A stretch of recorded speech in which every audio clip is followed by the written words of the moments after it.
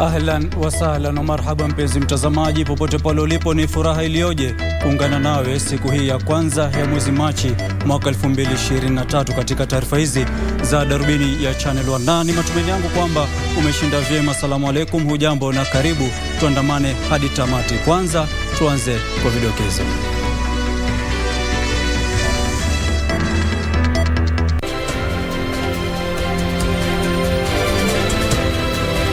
Bunge lasitisha shughuli za kawaida kujadili athari za uamuzi wa mahakama ya juu kuhusu suala la ushoga na usagaji.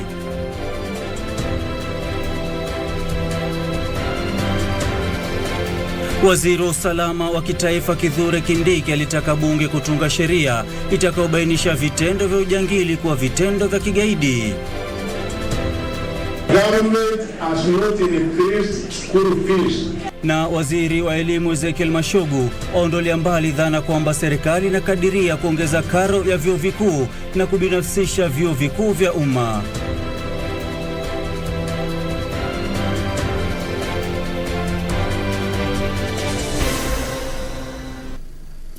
Naam, karibu mtazamaji. Mimi naitwa Ahmed, Juma Bhalo, ukipenda niite AJB, na mwenzangu wa lugha ishara ni Lensa Odingo. Na wabunge wametofautiana vikali na uamuzi uliotolewa na mahakama ya upeo ambao uliruhusu kundi la LGBTQ kusajiliwa kuwa shirika lisilokuwa la kiserikali. Wabunge walidai kuwa uamuzi huo ulikiuka tamaduni za humu nchini na kuhujumu maadili ya Wakenya. Na mtazamaji, hivi sasa nitakupeleka moja kwa moja hadi katika bunge la kitaifa ambapo wabunge wanaendelea kujadiliana kuhusiana na suala hilo la kundi hilo la watu wa mapenzi ya watu wa jinsia moja maarufu kama LGBTQ. Even magnets attract the opposite and the negative attract one another. So Speaker, the church, I call the Christians, the Muslims of this world, of this country, to get united and exercise Article 1 of the Constitution, that the sovereignty of the people of Kenya shall be exercised by the elected leaders. And we must condemn this and consign them, and I pray in this house that may God of heavens save Kenya and the people of Kenya from this draconian ruling by the Supreme Court. Order, honorable members. Honorable members, the time being 7 p.m., this house stands adjourned until Thursday, 2nd March 2023 at 2:30 p.m.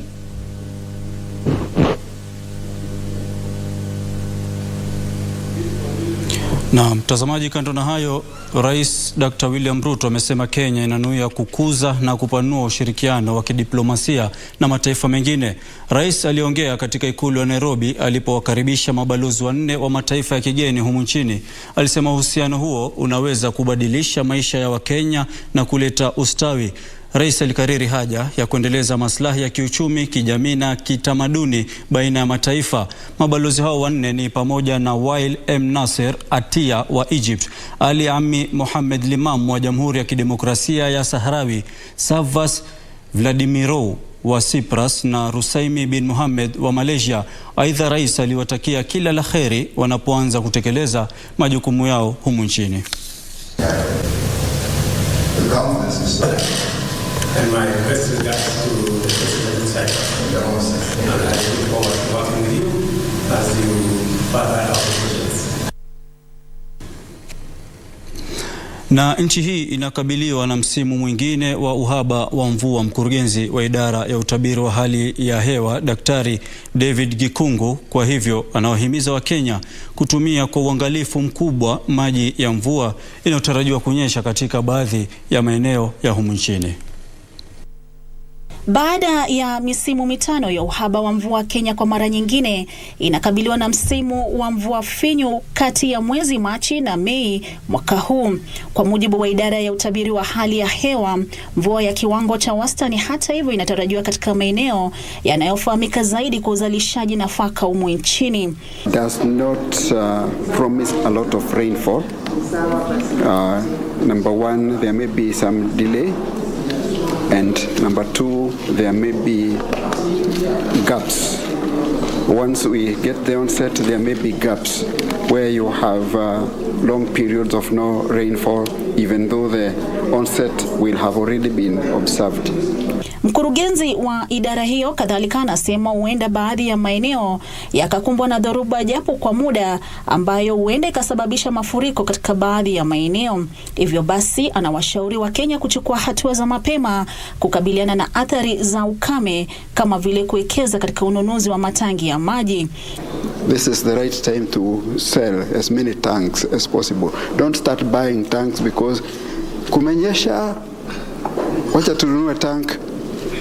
By the time you have installed it, the season is over.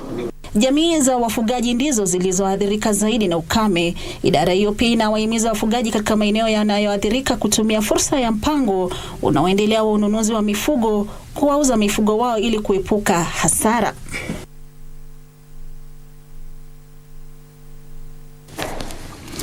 Na wakili wa aliyekuwa waziri wa usalama wa kitaifa Fred Matiang'i amekanusha madai kwamba mteja wake alitoroka humu nchini huku uchunguzi dhidi yake ukiendelea. Kwenye taarifa, wakili Danstan Omari alisema Matiang'i aliwataarifu maafisa wa usalama kuhusu ziara yake nchini Uingereza na madai kwamba alitoroka hayana msingi wowote. Omari alisema kwamba Daktari Matiang'i alisafiri kwenda Uingereza mnamo tarehe 19 mwezi uliopita kushughulikia jambo la dharura la kifamilia. Alisema Matiang'i alisafiri kwa ndege la shirika la KLM nambari KL566 kwa ziara hiyo ya kibinafsi. Alisema waziri huyo wa zamani hana ufahamu kuhusu uchunguzi wowote dhidi yake, lakini asasi za kikatiba zina uhuru wa kutekeleza majukumu yao. Hapo jana, tume ya maadili na vita dhidi ya ufisadi ilithibitisha kwamba ni kweli uchunguzi dhidi ya waziri huyo wa zamani umeanzishwa. Tume hiyo ilimwandikia barua kiongozi wa utumishi wa umma Felix Koskei kutaka nakala za stakabadhi za mali anayomiliki Matiang'i tangu alipoteuliwa kuwa waziri mnamo mwaka wa 2013. Bentroinjwe, Darubini. Na waziri wa usalama wa kitaifa Kithure Kindiki ametoa wito wa kupitishwa kwa sheria zitakazowezesha ujambazi kuchukuliwa kuwa kitendo cha ugaidi. Kindiki ambaye alifika mbele ya kamati ya bunge la seneti kuhusu usalama aliwaambia maseneta kwamba serikali imefungua shule 14 kati ya 21 zilizokuwa zimefungwa katika kaunti ya Baringo kufuatia uvamizi wa majambazi. Kindiki alisema hayo huku polisi wakianzisha uchunguzi kuhusu mauaji ya watu 4 katika visa tofauti katika kaunti za Marsabit na Samburu. Katika jitihada za kukomesha kile serikali imetaja kuwa tatizo la ndani la muda mrefu, waziri wa usalama wa taifa Kithure Kindiki amedokeza kwamba serikali hivi karibuni itatangaza hatua inazochukua kukabiliana na kero la utovu wa usalama katika kaunti za Marsabit na sehemu za Isiolo kaskazini. Every time government reacts and retreats. This time round we are not retreating. We won't retreat. We will populate that region with enough security deployments and stay there, develop the area and stay there for good and make sure those areas become the solution for Kenya's economic prosperity. Siku ya Jumatano, mzee mwenye umri wa miaka 80 aliuawa baada ya majambazi kuvamia makazi yake katika kaunti ya Samburu na kutoweka na mbuzi watatu. Na kwingineko, mamia kilomita zaidi kutoka eneo hilo ni maafa zaidi.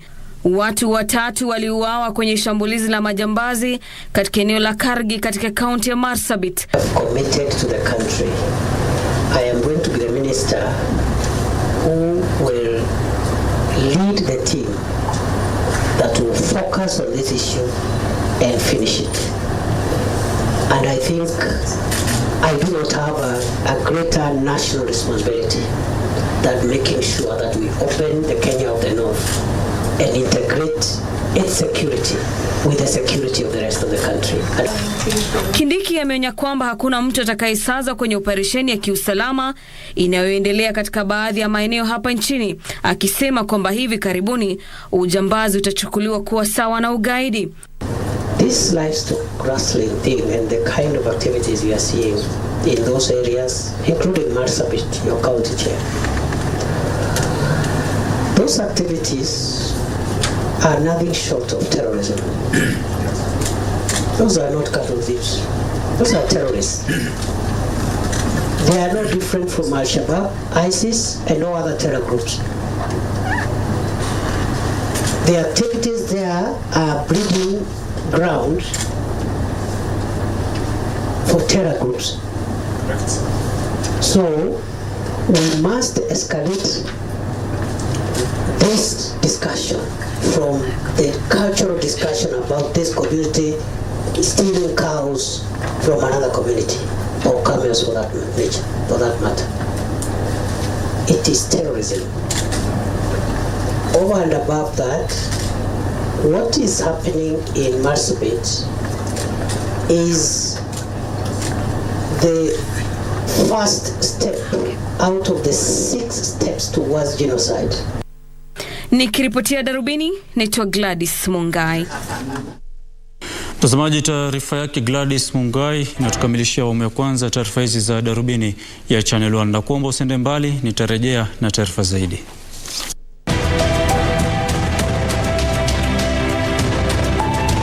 Hivi vyote tunajua kuvitumia na tunafundisha hivi kwa hawa vijana.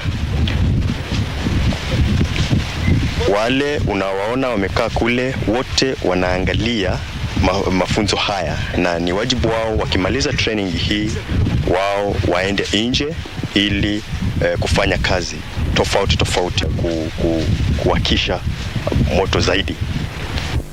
Hapo mbele wako wawili wanatembea, huyu anaruka. Hii ni mafunzo mojawapo ambayo ni muhimu sana katika National Youth Service. Vijana hawa ni wachanga. Nikisema wachanga nasema ni wenye miaka 18 mpaka.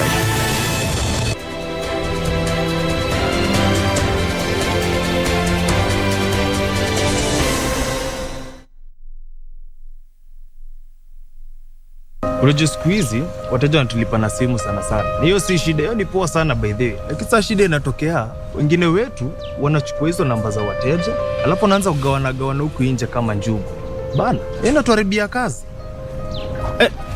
In this digital era, it's normal to collect information for your client. But if you're collecting information for the client, it's important that you secure it and use it for the intended purpose. Ujumbe huu umeletwa kwako na ofisi ya Data Protection Commissioner. The Ministry of Public Service, Gender and Affirmative Action, through its State Department for Gender and Affirmative Action, in conjunction with its partners, would like to invite all Kenyans to the International Women's Day celebrations to be held at the Kenyatta International Convention Center on Thursday, the 2nd of March 2023. The chief guest will be His Excellency the President, Honorable Dr. William Ruto. The global theme of the event is Digit All, Innovations and Technology for Gender Equality. Come adorned in your best African wear and let's celebrate. Happy International Women's Day 2023.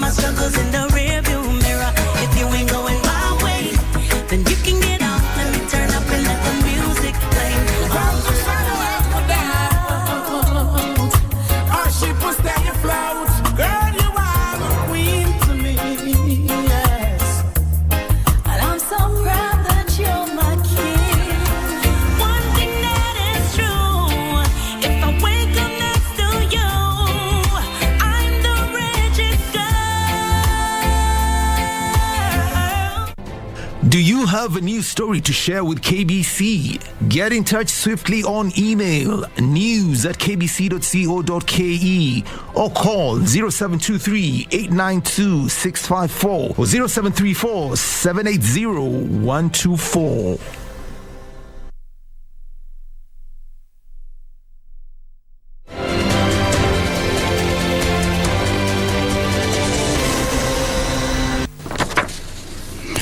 Naam, karibu tena mtazamaji. Na waziri wa elimu Ezekiel Mashogu wameondolea mbali dhana ya kuongeza karo ya vyuo vikuu na kubinafsisha vyuo vikuu vya umma. Mashogu amesema dhana hiyo haijahusishwa na afisa yeyote wa serikali ya Rais William Ruto na hivyo inapasa kupuuzwa. Katika kipindi cha mwezi mmoja uliopita kumekuwa na mkanganyiko hasa miongoni mwa wanafunzi wa vyuo vikuu, huku kukiwa na uvumi kwamba ripoti ile kamati iliyobuniwa na rais kuangazia mageuzi katika sekta ya elimu inapendekeza kuongezewa kwa karo ya vyuo vikuu kutoka shilingi 16,000 hadi shilingi 55,000. Lakini alipotakiwa kutoa ufafanuzi kuhusu madai hayo na wanafunzi wa chuo kikuu cha Kabianga,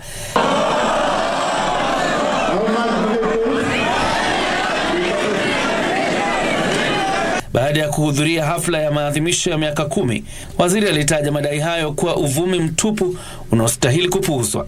At no time did we ever say, or my principal secretary, that government has come to a decision where we say the school fees should be increased from 16,000 the way it is now to another figure. Government has not increased school fees. Mashogu kadhalika alipuuzilia mbali madai kwamba serikali inapania kubinafsisha baadhi ya vyuo vikuu vya umma, akiongeza kuwa serikali ya Rais Ruto itaendelea kufadhili vyuo vikuu vyote vya umma. What was your Kenyans? Because there are people who come, I think these bodies from somewhere, we are aware the very important role that education plays in the socio-economic transformation of another country. John Jacob Kuria, Darubini. Wabunge kutoka maeneo kame ya humu nchini wanataka serikali isambaze shilingi bilioni 10 kukidhia wahanga wa baa la njaa. Wakiongea bungeni, wabunge hao walitoa wito wa kuondolewa kwa urasimu katika usambazaji wa fedha hizo, wakidai kuwa wananchi wanapoteza mbinu za kujikimu wakisubiri msaada huo. Bunge la kitaifa limetenga shilingi bilioni 6 katika bajeti ya ziada kukabiliana na makali ya ukame ili kuokoa maisha ya wakazi wa maeneo kame. Aidha, baraza la mawaziri limeidhinisha matumizi ya shilingi bilioni 4 kusambaza chakula cha msaada kwa waathiriwa walioko katika maeneo kame pamoja na malisho ya mifugo. Juhudi hizo zimepigwa jeki na shirika la maendeleo ya kimataifa la Marekani USAID ambalo limetoa shilingi bilioni 16 kukabiliana na athari za ukame. Honorable Speaker. Hata hivyo, wabunge kutoka maeneo ya kaskazini mwa nchi wanasema fedha hizo hazitoshi, hasa kutokana na athari za kiangazi. The budget of this country is around 3 trillion. If you release 4 billion for people dying, 15 counties, that is not enough. We know the crisis that we are in as a government, but I will say it is not enough, and the government knows it is not enough. But I want to tell you that 4 billion, at least if it is distributed equally, it will help the situation as it is. Wabunge hao walitoa wito wa kuondolewa kwa vikwazo katika usambazaji fedha hizo. Remember the 2 billion which was used last year, I think 2 years ago? It never reached anybody. So I don't know where this money is being lost. Wabunge pia wanataka fedha hizo zisambazwe kwa jamii zilizoathirika kupitia mpango wa kukidhia wahanga wa njaa. Ametoa hii 4 bilioni na pia wafadhili wale ambao wametoa, lakini swali ni, je, hii pesa itaenda kwa the right hands? We want to have a proper channel so this money can reach the people in good time, even if it's in terms of cash. Wakati huo huo, bunge la taifa sasa linataka wizara inayohusika na utunzi wa jamii kuendelea kusajili wazee watakaonufaika na mpango huo.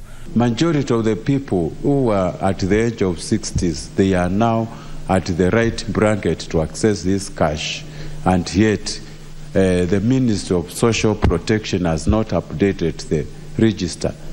Really to take time and consider registering new members, which are a lot of them, but more than anything, there has to be a way that we need to increase the amount that they are receiving at the moment. Huku wakiunga mkono hoja ya mbunge wa Kilome Thaddeus Nzabia, Wabunge walilalamikia kwamba usajili wa wazee ulifanyika mara ya mwisho mwaka 2016. Gisho Kiwashira, Darubini.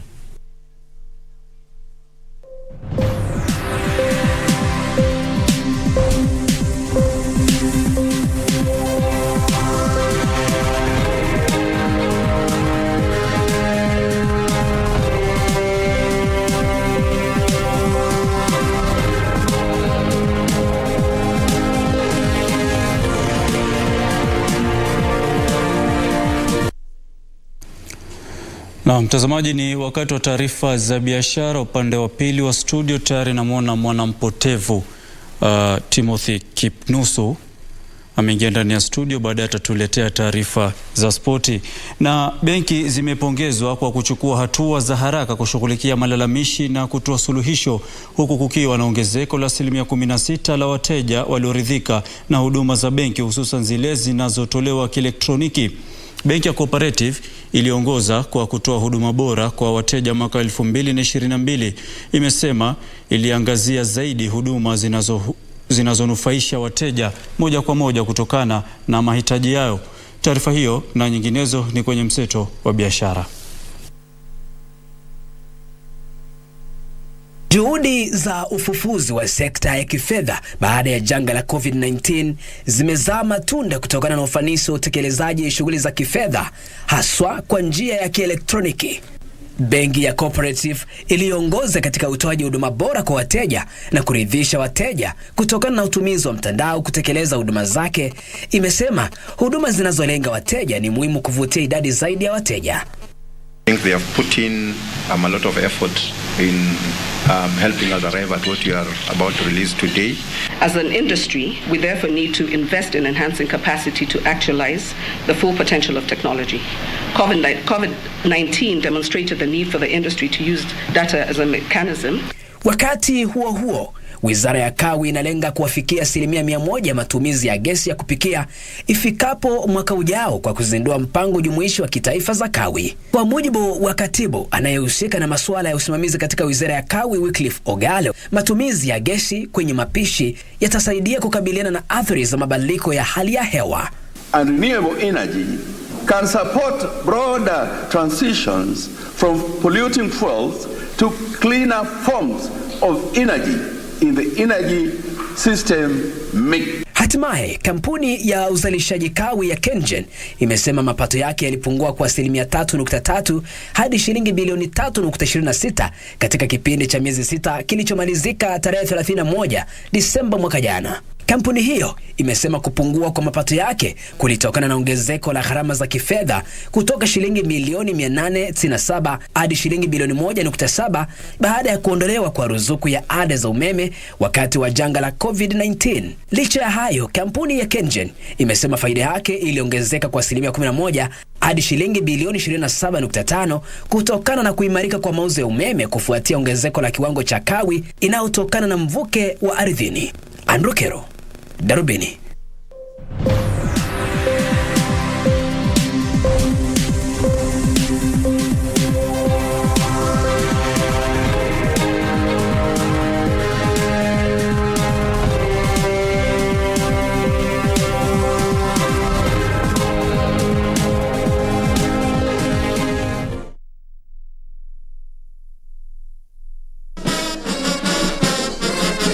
The National Youth Service will hold its pass-out graduation ceremony on 3rd March 2023. His Excellency the President, Dr. William Samoei Ruto, will be the guest of honor during the pass-out parade to be held at NYS Paramilitary Academy in Gilgil, Nakuru County.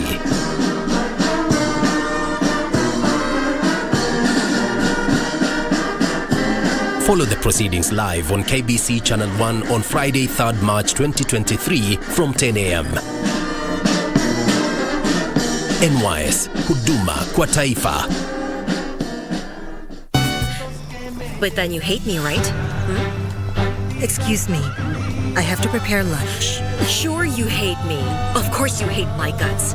Because I am the lady of this house. And you know who you are. And what your place is. And that is the truth. And you know you can't beat me. Don't you dare touch me. There's no sense in discussing this all over again.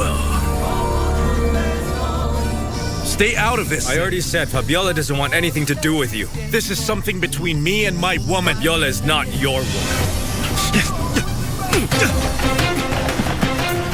You're determined to defend your own truth.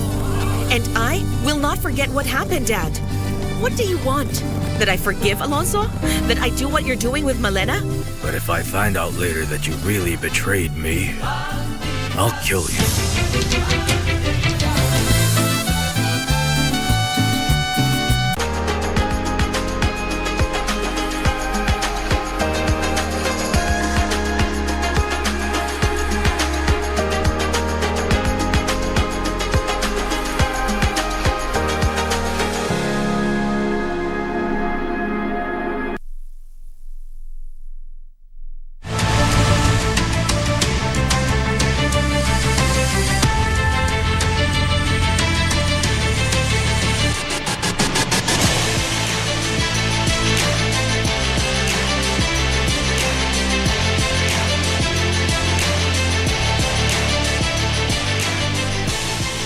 Na mtazamaji, kama nilivyokuarifu hapo awali ni kwamba mwanampotevu Timothy Kipnusu amerudi kazi baada ya likizo mrefu. Karibu sana Kiphaf.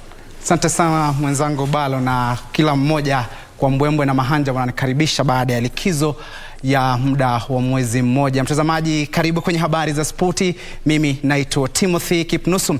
Na ng'onanga na taarifa kwamba waliokuwa mabingwa wa ligi kuu ya soka humu nchini Gor Mahia ilikosa kutanua pengo kileleni baada ya kufungwa mabao 2-1 na Mathare United katika uwanja wa Kasarani. Licha ya kupoteza mechi ya leo, Kogalo bado inaongoza msimamoni kwa alama 37, alama 4 mbele ya Nzoia Sugar. Tazama.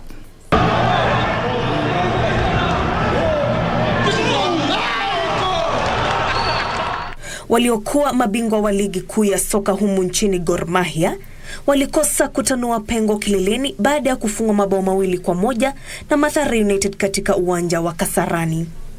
Douglas Kibet aliiweka Mathare kifua mbele katika dakika ya 7 kabla ya Kogalo kusawazisha mechi hiyo katika dakika ya 64 kupitia kwa Benson Omala.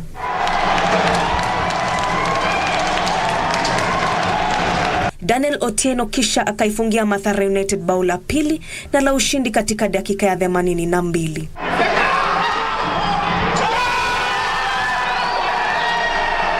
And every match tuna approach at a time that as much as tuna win games, then chances zetu za kutoka relegation itakuwa iko juu.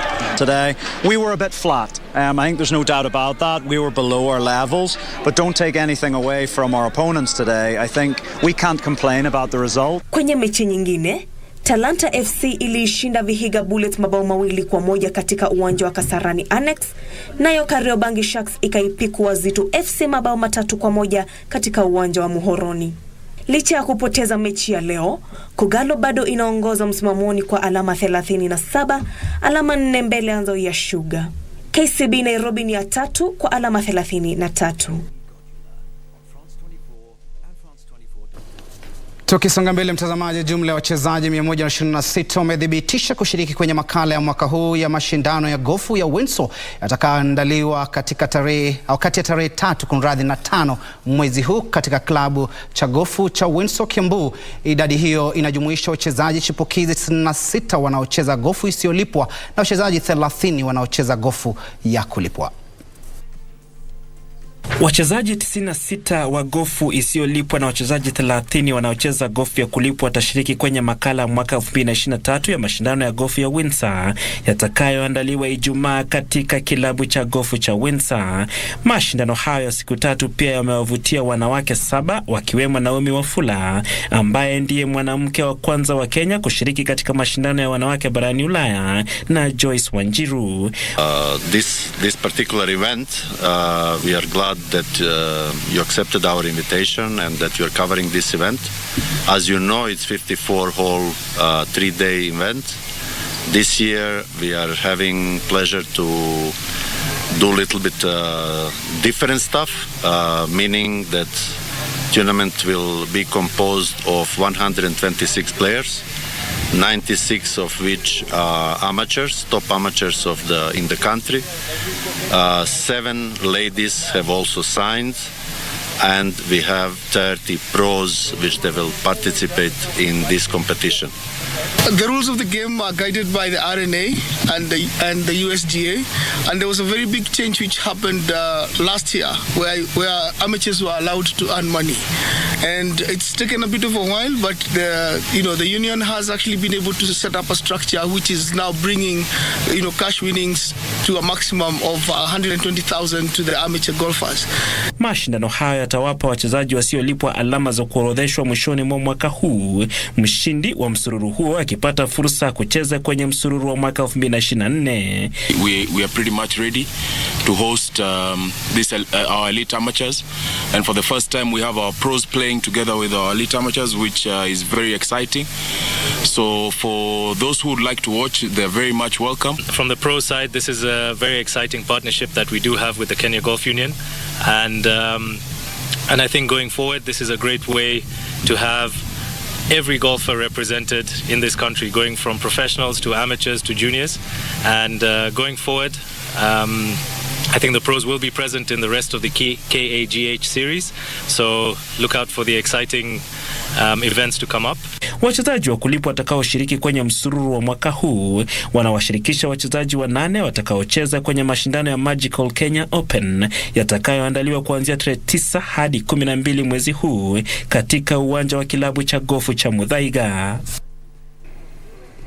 Bila shaka tunatakia kila laheri wote watakaoshiriki mashindano hayo. Kukiagana na gofu, tutupie jicho kabadi. Timu za Iraq, India na Nepal ni miongoni mwa timu zilizoandikisha ushindi katika siku ya pili ya mashindano ya dunia ya kabadi kwa chipukizi yanayoendelea nchini Iran. Baada ya Iraq kuishinda Kenya kwenye mechi ya kwanza, timu hiyo haikuwa na kibarua kigumu dhidi ya Palestine na ililemea kwa alama 61 baada ya ushindi wa alama 75 kwa 14. Nepal iliandikisha ushindi mkubwa zaidi kwa siku ya pili kwa kuishinda Georgia kwa alama 67 baada ya ushindi wa alama 84 kwa 17.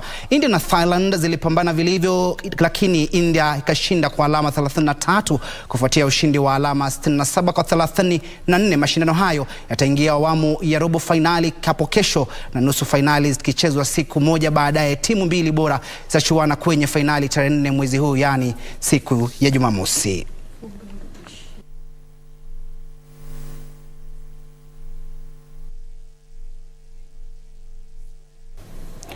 Mtazamaji, sana ikizidi sana huwa ni vibaya sana. Refa amepuliza kipenga kwamba dakika 90 za michezo zimetamatika, nami sina budi ila kusalimu amri. Lakini kabla ya kufanya hivyo na kumrejeshea mwenzangu Bhalo, nafahamu fika kwamba kuna mechi kalikali hii leo, hasa kwenye ligi kuu ya Uingereza na FA. Bhalo, una yapi ya kusema kuhusiana nayo? Bila shaka Kipnusu, kama ulivyosema, kwanza tuanze na timu kubwa. Manchester United itakuwa ugani nyumbani Old Trafford, ambapo itamenyana na West Ham kwa nafasi ya kufuzu kwa robo finali ya kombe la FA. Alafu vile vile wale wengine kina Arsenal watakuwa nyumbani ugani Emirates wakikaribisha Everton, na Liverpool watakuwa ugani Anfield wakikaribisha Wolves. Hizo timu 4, Arsenal, Everton, Liverpool na Wolves, wao watakuwa wanacheza kwenye ligi ya Premier League, yani ligi ya soka ya nchini Uingereza. Mechi hizo zitakuwa saa 5 kasrobo leo usiku. Na mtazamaji, kufikia hapo sina la ziada, ndio natamatisha taarifa hizi za Darubini ya Channel 1. Inshallah Mungu akipenda basi tukutane hapo kesho. Mimi naitwa Ahmed Juma Bhalo, ukiniita AJB pia nitaitikia, na mwenzangu wa lugha ishara ni Lensa Odingo. Assalamu alaikum.